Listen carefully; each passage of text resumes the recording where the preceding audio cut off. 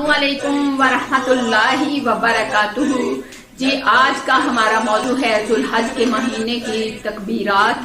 और इसको समझने, सुनने, जानने से पहले चैनल को लाइक कीजिए, सब्सक्राइब कीजिए, शेयर कीजिए। जितने घरों में मोबाइल हैं उनसे सब्सक्राइब बढ़ाइए। अल्लाह ताला उतनी ही आपको जज़ाए खैर देगा और दुआओं में हिस्सा उतना बढ़ जाएगा।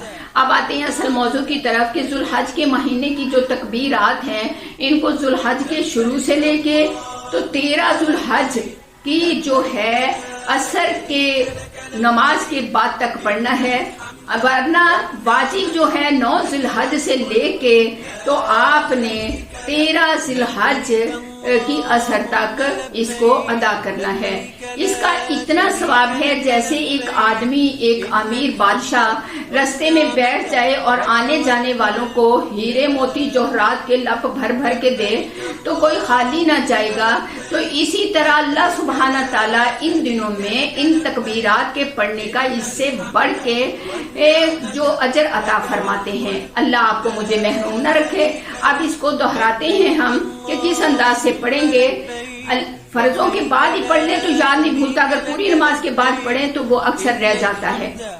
अल्लाहु अकबर, अल्लाहु अकबर, अल्लाहु अकबर, ला इलाहा इल्लल्लाहु वल्लाहु अकबर, अल्लाहु अकबर वलिल्लाहिल हम्द।